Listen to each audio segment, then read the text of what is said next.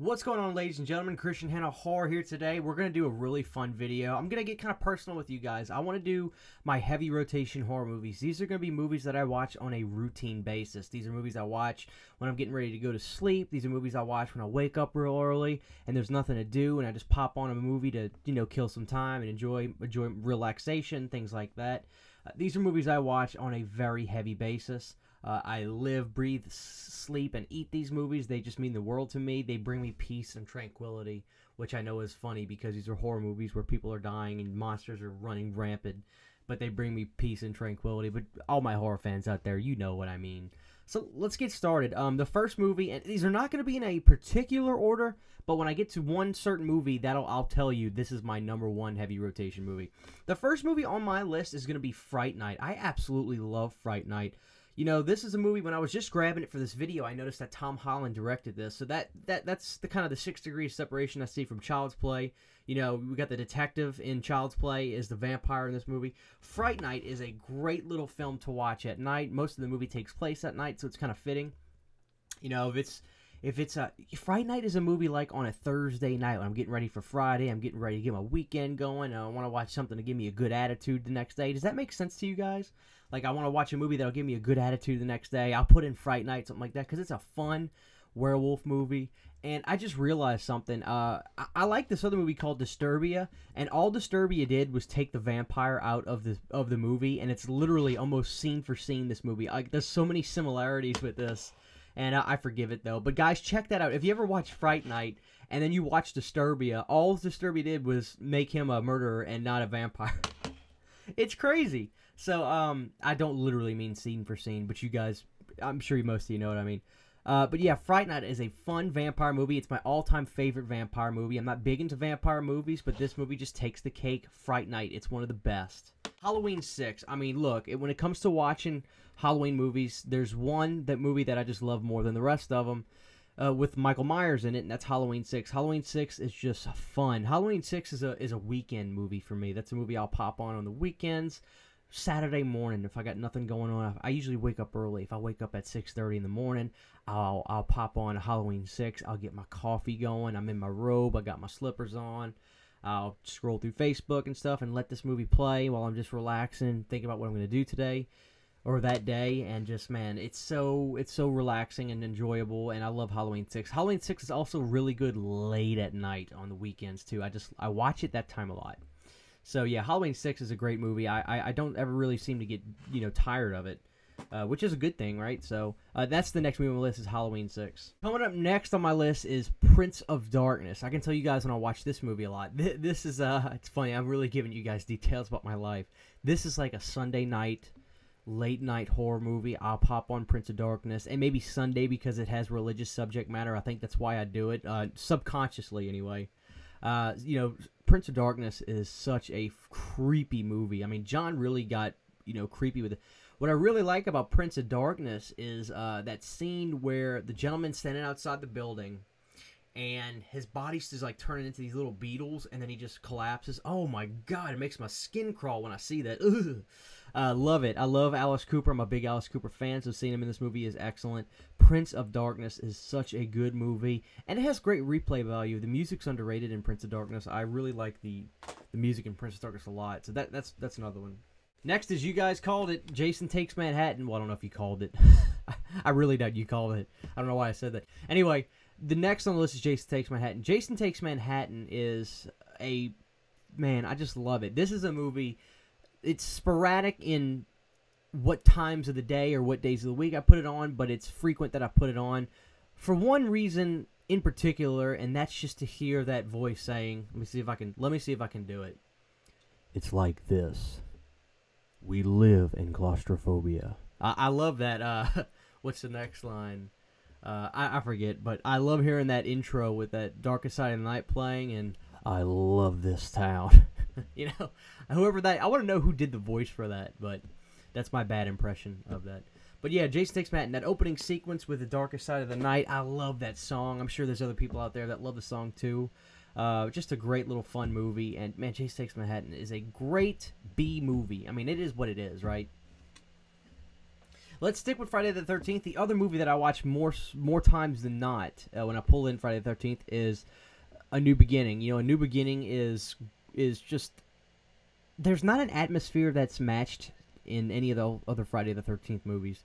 I know sleaze is a word that comes to mind, but also comedy, because, I mean, let's not forget those enchiladas. You know, that's Demon. Probably one of the most fan-favorited characters in the whole franchise is Demon. I love it. I love it. I love that, you know, Reggie goes to see his brother in this, like, cool, like, touring rock and roll little van thing. And he's got plates of enchilada. You want an enchilada? You want a burrito? It's like, what are you doing with all this Mexican food and plates in your van? It never made sense to me. Next is Next is Nightmare on Elm Street Part 2. It's without a doubt my favorite of the series. Again, it's an atmosphere that's not tapped into at all in the other movies, and not surprisingly with the subject matter that goes along with Nightmare on Elm Street Part 2. This movie just creeps me out. I mean, none of the other ones scare me, but this one always has that vibe of uneasy. This is not mainstream. It doesn't feel mainstream. It doesn't seem, you know, not to say that Nightmare on Elm Street is mainstream movies, but like, there's something about 2 that just seems taboo. It seems pseudo. It seems just off-kilter, that atmosphere that this movie gives you, and it's just creepy. But I like that feeling a lot. Whether it be, you know, the homosexual nature of the film, whether it be, you know, the music of the film, because the music is really creepy. It's like a lot of noises. It's you know, and I think it's really just the character of Jesse. I absolutely adore the character of Jesse in this movie. It's just fantastic. So yeah, that's Nightmare on Elm Street 2. Watch it so many times. Coming up next is a movie that I never thought I would like based off the way it looked, but after watching it, I get obsessed with it, especially the first 15 minutes of the movie. That is Nightbreed. Nightbreed is a movie that, good lord, I just love it. My favorite scene, without a doubt, I mean, the creepiest scene in the movie is when Dr. Decker murders that family in the house. They nailed. The lighting was bad in that scene. And that helped it. Like, it wasn't really brightly lit in the house. Like, they made it seem so real. When he walks in that house and he's in that suit, I mean, horrifies me. Horrifies me. I mean, that sequence in Nightbreed is terrifying. And the character of Dr. Decker is such a creepy guy. And I believe that was it Cronenberg that played that? I mean, just absolutely fantastic. But Nightbreed has, like, it's not my style of film. I don't like all the you know, the outer world type features. I shouldn't, excuse me, I shouldn't, because it's not my thing. I usually get into all the different looking weird characters, you know, that style that Clive Barker brings. It's not my forte of things I like. I'm pretty much all American, you know, mask over the head and knife, you know, so to speak. But I don't know what it is, this movie. I just love everything about it, despite it not being up my alley of movies to watch. That's weird, but I don't know. So credit to Clive Barker. You got a fan out of me from this movie. So I'll watch that movie a lot. Okay, this next one is, without a doubt, a movie that I watch so many times. It goes back to my childhood. This is a movie I watched when I was really young, and I could never remember what it was until I saw this on Netflix, and I just watched it on accident, and I remembered it because all I could remember... Okay, now guys, I'm going to test you real quick. I'm going to say the name of this, and I'm going to say the story of this really short, and you got to guess if this is the movie that I'm about to show. It's about a man who... son has disappeared, and he moves back into the house where his son disappeared. I'll give you a hint. I said the title of the movie in that. That's it, House. Yeah. I watch House very often. This is another Thursday night, you know, movie. Get me into the mood for Friday. Get ready for the weekend. You always want to be in a good mood on Friday, you know, because it kind of it'll course your weekend. So, you know, I should have watched House Thursday night because, guys, I'm tapping into my own life. But Friday, I had a tire blow out on my truck on the interstate, so that was fun. And if I would have watched House, it may not have happened. So, yeah, House is such a fun movie. I love the comedy in it. I love the characters in it. Obviously, Norm from Cheers is in this. That's not his real name, but... You know, I love that. The main character, the guy's name with the blonde hair, he is perfect. You love him right off the bat. You're behind his character. And there's like a rumor that there's a theory that everything that happens in the movie was because Roger Cobb had PTSD from war, and nothing was really happening in this movie, and his son was never really missing. Like, that's one of the fan theories, and I kind of can get behind that. Okay, so I'm going to show all three of these movies together because this is the part one of this trilogy. Although this is not a trilogy, there's 2 more movies in the franchise, but you guys probably already know where I'm going with this because I talk about this movie more times than not. My favorite, you know, heavy rotation movies is Return of the Living Dead, but the truth is, you know, I watch all 3 of these religiously. I adore these movies so much. These are all Thursday night movies and weekend movies. I even love watching Return of the Living Dead on Sunday night because even though I got to get back to the reality of my life and going to work like everybody else does, watching Return of the Living Dead will put me in a great mood when I wake up Monday morning because I wake up to 45 Grave going, "Do you want to party?" So I love all 3 of these movies, but Return of the Living Dead is, you know, I would go on record saying Return of the Living Dead is one of the greatest horror movies ever made. I mean, call me crazy, but I love Return of the Living Dead. I really do. Okay, guys, like I said, these are a lot of movies, but this is the truth. These are movies I watched so many times. The Gate is another movie that is such in heavy rotation for me because this is like the little movie that could. You know, it seems like a low-budget film, but not so much a low-budget film, but even like a pinch lower than low budget. But this is a movie that grows and grows in production as it goes on, if that makes any sense. Like, you think this is going to be this little hokey, low-budget movie with nothing going on, but then these people pop out of walls, and then these creatures get huge, and then it gets wild. The Gate is a great movie with a great atmosphere. It reminds me of Return of the Living Dead 2 with, you know, the nice suburban house, you know, the brother and the sister, they're staying together, just like in Return of the Living Dead 2, the brother and the sister. And, you know, this movie's more localized where it stays in the house as opposed to Return of the Living Dead 2. Everybody's out and about in their cars. But I get that vibe from this movie, but more serious of a tone. It's not a comedy. There's not really anything funny in The Gate. It's just a pure horror movie, but man, is it great. A few more movies, y'all. I hope you've enjoyed this. Leatherface, Texas Chainsaw Massacre 3, another movie I watch more times than not. Especially when it comes to watching, you know, Texas Chainsaw Massacre movies. Leatherface is a movie that I just, all the time, I pop it in. And,